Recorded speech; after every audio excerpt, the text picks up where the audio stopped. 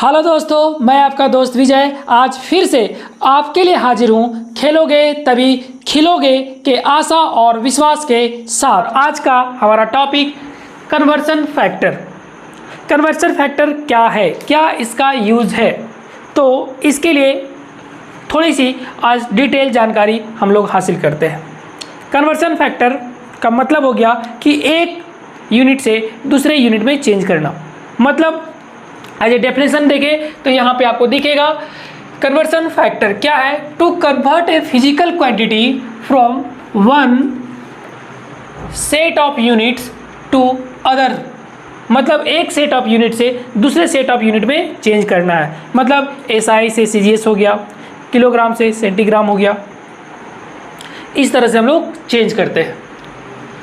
The required multiplication factor is called conversion factor. मतलब उसमें एक फॉर्म से दूसरे फॉर्म में जब चेंज कर रहे हैं, एक यूनिट से दूसरे यूनिट में चेंज कर रहे हैं, तो उसमें रिक्वायर्ड मल्टीप्लिकेशन फैक्टर का मतलब हो गया कि जो कांस्टेंट वैल्यू उसमें गुना होगा उसी को हम लोग फैक्टर बोलते हैं। और कन्वर्सन फैक्टर जैसे मान के चलिए x इक्वल टू NU दिया हुआ है, तो x क्या हो गया, magnitude of physical quantity. Magnitude of physical quantity, कोई क्वांटिटी दिया हुआ है, उसका मास या फिर उसका क्वांटिटी का मैग्नीट्यूड दिया हुआ है। n क्या रिप्रेजेंट कर रहा है, numerical value, numeric value. u क्या रिप्रेजेंट कर रहा है, यूनिट। एग्जाम्पल के तौर पे देख सकते हैं इफ x इज कांस्टेंट। मतलब कहने का मतलब हो गया कि 1 kg दिया हुआ है और अगर हम चेंज किए किसमें, ये SI से अगर हम CGS में चेंज कर रहे हैं तो यहाँ पे क्या हो गया, 1 kg बराबर 1000 ग्राम। कहने का मतलब कि if x is constant, 1 kg ही है, इसी को हम लोग दूसरे फॉर्म में लिख दिए 1000 ग्राम। दूसरे फॉर्म में और चेंज कर सकते हैं। तो यहाँ पे यही बोला गया है कि if x is constant then x equal to जो NU हम लोग वैल्यू लिखते हैं, ठीक है, इसी को हम लोग कह सकते हैं कि यहाँ पे 1 kg अगर N1 हो गया, N1 बराबर 1 kg 1 और U बराबर kg, तो N1 U1 और यहाँ पे N2 जो हो गया 1000 हो गया और U2 जो हो गया वो आपका ग्राम हो गया। मतलब 1 kg अगर ये x बराबर 1 kg है तो x बराबर 1 kg को हम लोग दूसरे फॉर्म में लिख सकते हैं 1000 ग्राम। तो यहाँ पे यही बताया गया है कि अगर वैल्यू कांस्टेंट है तो N1 U1 is equal to N2 U2 लिखे। N1 U1 is equal to N2 U2 और इसी को हम लोग NU लेके चल रहे हैं। दूसरे फॉर्म में भी हम लोग चेंज कर सकते हैं। अब क्या है कि अगर ये x बराबर कांस्टेंट है, मतलब NU बराबर हम लोग कांस्टेंट मान के चलते हैं, तो यहाँ पे N एंड U के बीच में जो रिलेशन हो गया तो हम लोग कह सकते हैं N इन्वर्सली प्रोपोर्शनल हो गया 1/U। तो इसका मतलब ये हो गया कि ये अगर बढ़ेगा तो ये घटेगा, या ये बढ़ेगा तो ये घटेगा, और ये घटेगा तो ये बढ़ेगा, या ये घटेगा तो ये बढ़ेगा। इस तरह से हो गया। जैसे आपको यहीं पे आपको दिख रहा होगा 1 kg हम लोग जो लिखे हैं इज इक्वल टू 1000 ग्राम। तो अगर इसको हम लोग बढ़ाए, 1 से ये बढ़ा तो ऑटोमेटिक इसका वैल्यू घटा, kg से ग्राम में हो गया, ये घटा। दूसरे फॉर्म में देखें, अगर 1000 से 1 में आए, इसको अगर इधर से इधर आए, अगर ये इधर घटेगा तो ऑटोमेटिक ग्राम का वैल्यू बढ़ जाएगा, kg हो जाएगा। तो इस तरह से हम लोग इसको पढ़ते हैं। और ये N एंड U के बीच में जो रिलेशन है बहुत बार बहुत सारे एग्जाम में पूछे गए हैं। ये कैसा रिलेशन है तो आपको बताना पड़ेगा, ये इन्वर्सली प्रोपोर्शनल है, इन्वर्स है, एक दूसरे के इन्वर्स है। एक बढ़ेगा तो दूसरा घटेगा, यही इसका रूल है। मतलब हम कह सकते हैं कि N एंड U के बीच में जो रिलेशन है इन्वर्सली है। एक बढ़ेगा तो ऑटोमेटिक दूसरा घटेगा, तभी इसका वैल्यू फिक्स होगा, अदरवाइज नहीं होगा। जैसे एग्जाम्पल के तौर पे और हम लोग सीख सकते हैं इसको एज ए यूनिट। हम लोग देखें, यहाँ पे आप देख सकते हैं कि अगर ये 6 लिखा हुआ है और ये 6 को हम लोग कितने तरीके से लिख सकते हैं। मतलब इसको हम लोग लिख सकते हैं कि 6 को अगर लिखे तो 1 × 6, इसी 6 को लिख सकते हैं 2 × 3, इसी 6 को लिख सकते हैं 3 × 2, इसी 6 को लिख सकते हैं 6 × 1। मतलब इस 6 को आने के लिए एक को घटाए तो दूसरा ऑटोमेटिक बढ़ा हुआ मिला, तभी दोनों का प्रोडक्ट यहाँ पे 6 दिखा। 2 अगर ये इसको बढ़ाए तो ऑटोमेटिक ये थोड़ा सा घटा, तब जाके दोनों का प्रोडक्ट 6 हुआ। इसमें फिर ये बढ़ा तो ऑटोमेटिक ये, तो कुछ उसी तरह का रिलेशन वहाँ पे दिख रहा है, इन्वर्सली प्रोपोर्शनल, मतलब एक बढ़ेगा तो दूसरा घटेगा। ये था आपका कन्वर्सन फैक्टर, ये था आपका कन्वर्सन फैक्टर। इसके बाद एक और छोटा सा टॉपिक है एसआई प्रीफिक्सेस। एसआई प्रीफिक्सेस अगर आपको स्क्रीन लेना है तो ले सकते हैं। फिर से देखें यहाँ पे एसआई प्रीफिक्सेस में क्या है, ये पावर ऑफ 10, ये जो भी वैल्यू दिए हैं 10 के पावर में दिए हुए हैं। ये प्रीफिक्स हो गया कि जो रूट वर्ड के पहले लगेगा, या जो आपका एसआई यूनिट दिया हुआ है उसके पहले लगेगा, और उसी को एज ए सिंबल हम रिप्रेजेंट करेंगे। तो कैसे रिप्रेजेंट करेंगे, इसको ये दिया गया है।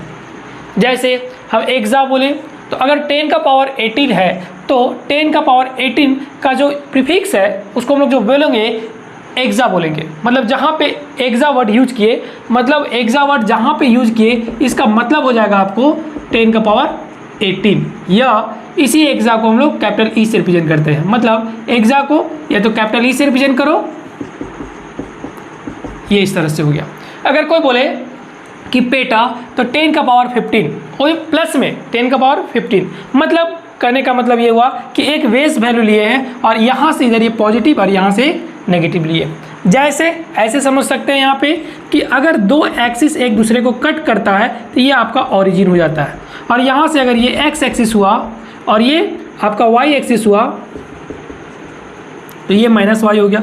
इसके रिस्पेक्ट इधर देखें तो ये माइनस वाई हो गया, और इसके रिस्पेक्ट इधर देखें तो ये माइनस एक्स हो गया। मतलब यहाँ से अगर इधर जाते हैं तो पॉजिटिव, और यहाँ से अगर इधर जाते हैं तो पॉजिटिव, लेकिन इसी में यहाँ से इधर जाते हैं तो नेगेटिव, और यहाँ से इधर आते हैं तो नेगेटिव। ठीक इसी तरह से एक हम लोग वैल्यू लिए हैं, बेस वैल्यू, रूट वैल्यू लिए हैं, यहाँ से अगर इसके ऊपर गए तो पॉजिटिव और इसके ऊपर लिए हैं तो नेगेटिव। मतलब इसके रिस्पेक्ट में ये पॉजिटिव और इसके रिस्पेक्ट में ये नेगेटिव। मतलब वैल्यू नेगेटिव या पॉजिटिव नहीं है, यहाँ पे ऐसा कंसिडर किया इस डायरेक्शन में गए, मतलब डायरेक्शन को पॉजिटिव और नेगेटिव हम लोग दिखा रहे हैं।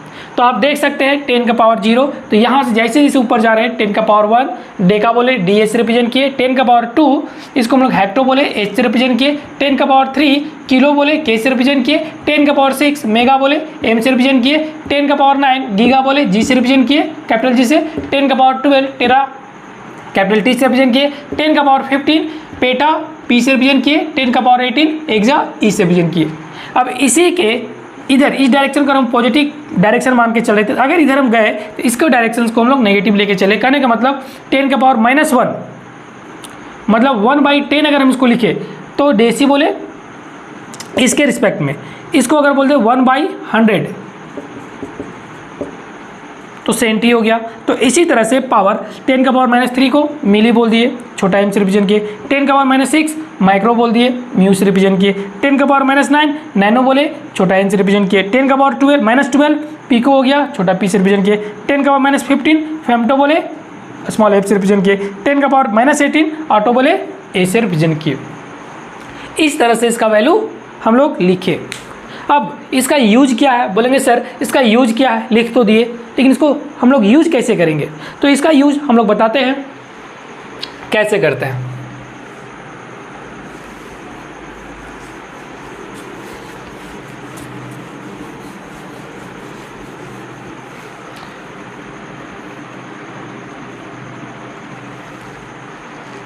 तो यहीं से भी देख सकते हैं आप, अगर 1 मीटर था तो 100 सेंटीमीटर हम लोग लिखे, 1 मीटर था तो 100 सेंटीमीटर लिखे। तो कैसे लिखे, तो आप देख सकते हैं कि 1 मीटर कहाँ है,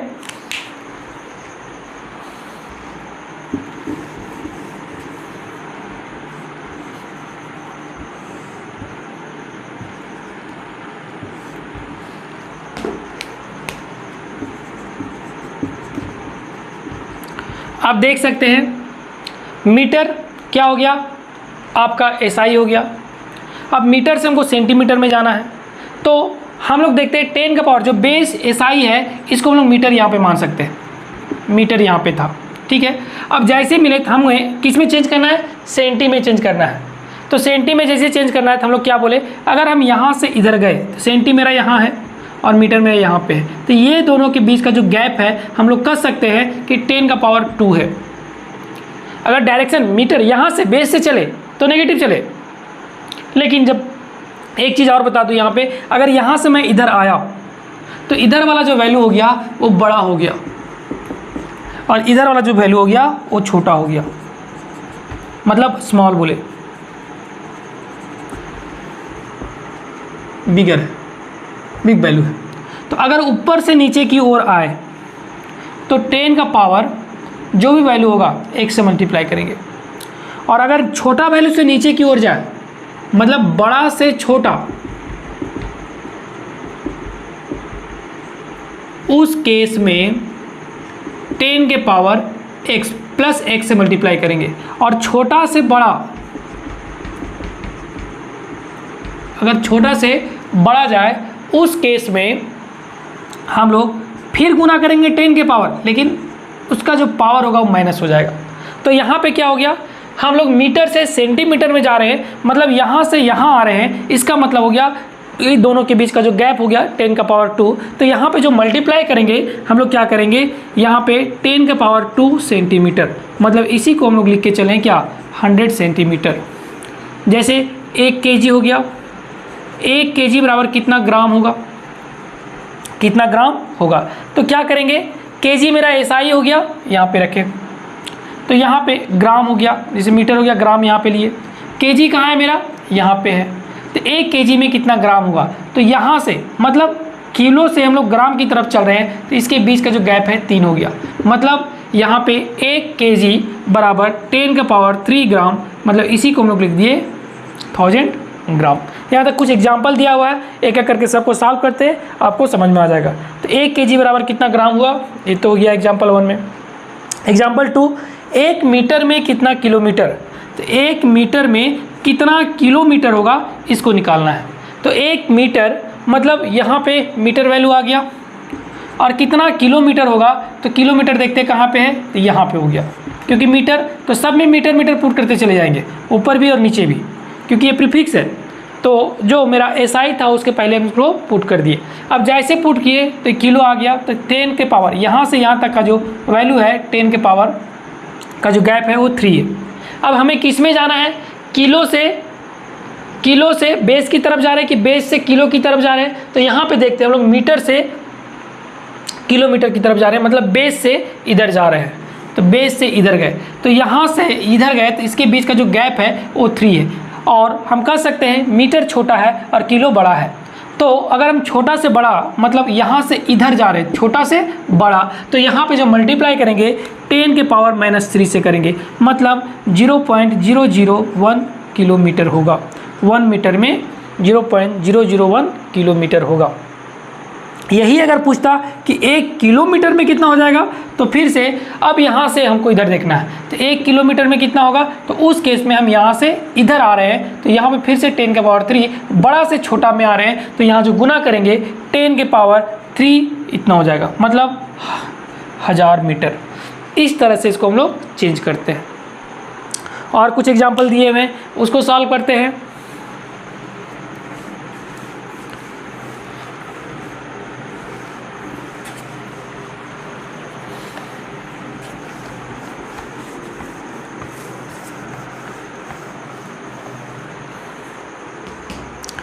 वन टेरामीटर में कितना, क्वेश्चन नंबर 3,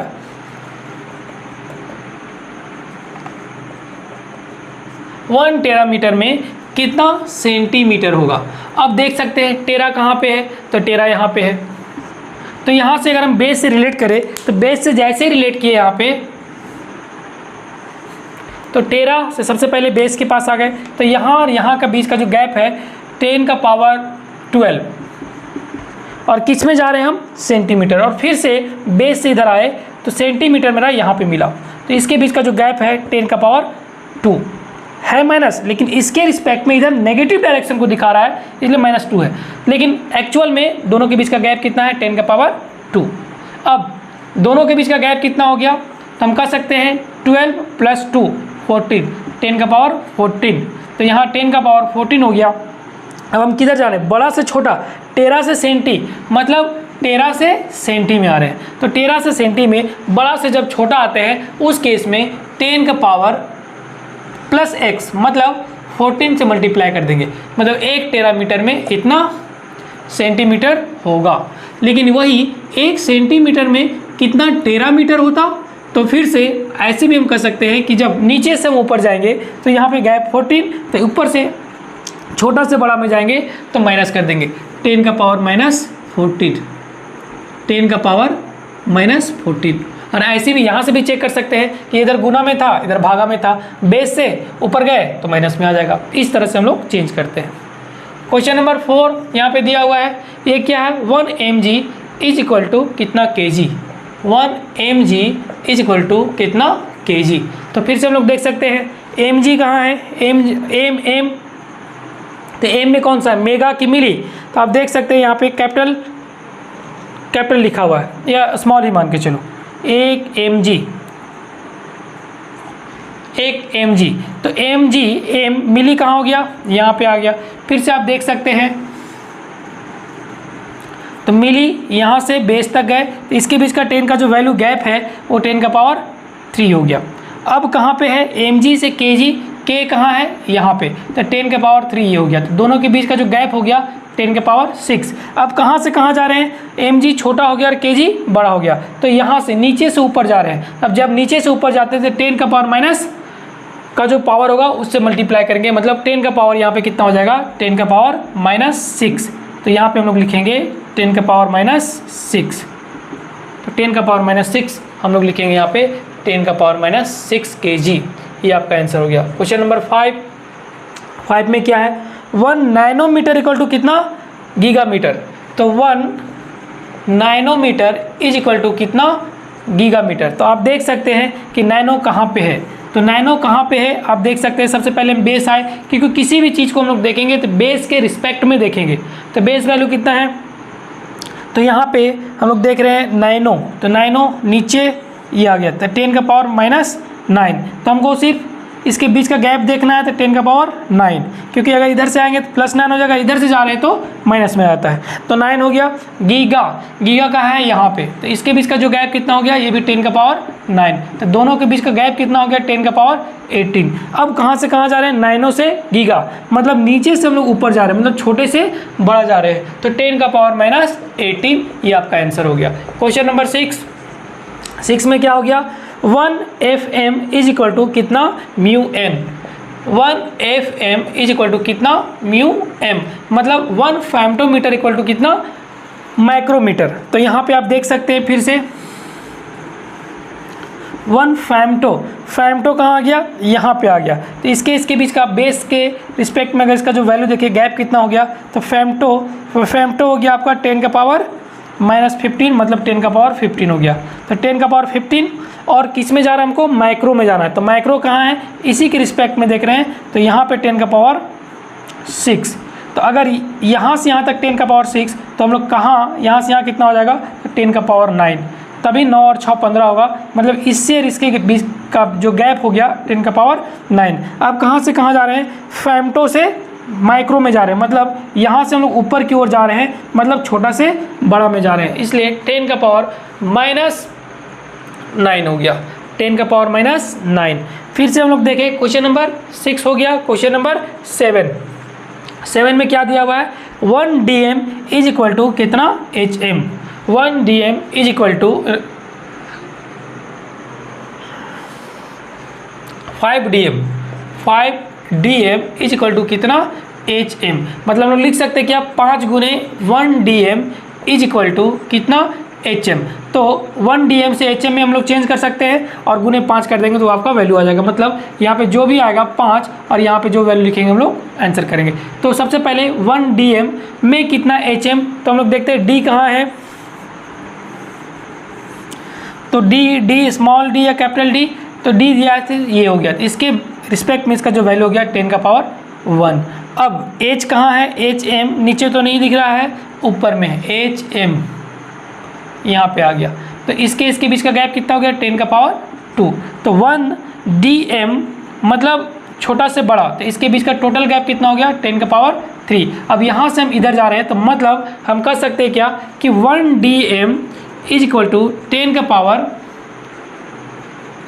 -3, छोटा से बड़ा जा रहे हैं, छोटा से बड़ा, क्योंकि डेसी छोटा है और हेक्टो बड़ा है, तो 1 dm इक्वल टू 10 का पावर -3 hm हो गया, -3 hm हो गया। मतलब अब 5 dm मतलब 5 गुने 1 dm लिख सकते हैं इसको क्या, तो 5 गुने 10 के पावर -3 hm हो गया। मतलब 5 dm इज इक्वल टू 5 गुने 10 के पावर -3 hm हो जाएगा। ये आपका आंसर हो गया, ठीक है। और आगे बढ़े तो 6 AG question number 8, 6 AG is equal to कितना EG होगा, कितना EG। फिर से हम लोग छोटे वैल्यू से बड़ा वैल्यू में जा रहे हैं। आप देख सकते हैं कि A यहाँ पे है, तो बेस के रिस्पेक्ट में दोनों के बीच का गैप कितना हो गया, तो यहाँ पे हम कह सकते हैं 10 का पावर 18, और E कितना हो गया, ये भी ऊपर हो गया, और यहाँ पे 10 का पावर 18। अब टोटल गैप कितना हो गया दोनों के बीच में, 10 का पावर 36। तो नीचे से छोटा से बड़ा में जा रहे हैं, मतलब यहाँ जो वैल्यू हो जाएगा माइनस वाला हो जाएगा। तो 1 हम लिख सकते हैं 10 का पावर माइनस, मतलब सबसे पहले 1 का निकालो, तो 1 AG इज इक्वल टू कितना हो जाएगा, तो 10 का पावर -18 EG। तो 6, अब दोनों साइड 6 मल्टीप्लाई कर दिए, 6 AG इक्वल टू 6 गुने 10 का पावर -18 EG हो गया, ठीक है। क्वेश्चन नंबर 9, तो क्वेश्चन नंबर 9 कितना हो जाएगा, सो देखते हैं। तो 1 mg इज इक्वल टू कितना pg, तो mg कहाँ है, सो देखते हैं पहले। तो mg बेस के रिस्पेक्ट में m कहाँ हो गया, ये हो गया, ठीक है, बड़ा वाला m है, हाँ। तो इसके बीच का गैप 10 का पावर 6। अब p कहाँ है, तो p कौन सा है, छोटा कि बड़ा, ये भी बड़ा वाला है, तो ये हो गया आपका pg। तो इसके बीच का गैप कितना है, 10 का पावर 15, मतलब 15 में से 6 अगर हम घटा देंगे तो 9, या 10 के पावर 6 में कितना जोड़े जो 15 हो जाएगा, तो इसके बीच का गैप 10 का पावर 9 हो गया। तो हम लोग कह सकते हैं कि यहाँ से यहाँ जाना है, मतलब mg से pg, मतलब यहाँ से यहाँ जाना है, तो ये इसके रिस्पेक्ट में m छोटा हो गया और p बड़ा हो गया, मतलब छोटा से बड़ा में जा रहे हैं। तो 1 mg इज इक्वल टू जो वैल्यू होगा आपका, तो 1 mg इज इक्वल टू छोटा से बड़ा 10 का पावर -9 pg, ये हो जाएगा आपका, ठीक है, पेटाग्राम हो जाएगा।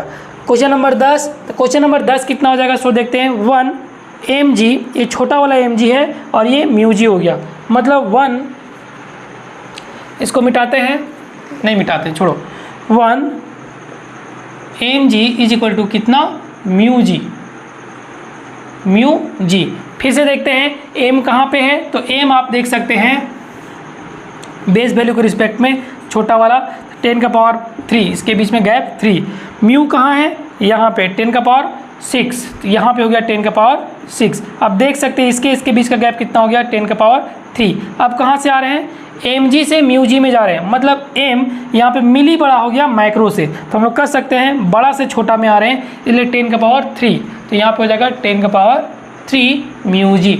इस तरह से by the help of SI prefixes हम लोग किसी भी वैल्यू को चेंज कर सकते हैं एक फॉर्म से दूसरे फॉर्म में। तो कभी कभी न्यूमेरिकल में आपको दिखेगा, जैसे आप बहुत सारे न्यूमेरिकल में रहेगा, सेंटीमीटर रहेगा तो आपको मीटर में चेंज करना पड़ेगा, माइक्रोमीटर रहेगा तो मीटर में चेंज करना पड़ेगा। कहने का मतलब जब भी हम लोग न्यूमेरिकल सॉल्व करेंगे तो सबसे पहले उसको हम लोग SI में चेंज करेंगे, तभी हम लोग आगे बढ़ेंगे, क्योंकि जब तक आप SI में चेंज नहीं करेंगे और बिना चेंज किए अगर आगे बढ़ते हैं तो 99% चांस है कि आपका वैल्यू गलत होगा, जो आपका आंसर आएगा वो गलत होगा। तो ये गलती ना हो इसके लिए ये कन्वर्सन पढ़ना जरूरी है, SI प्रीफिक्सेस, ठीक है।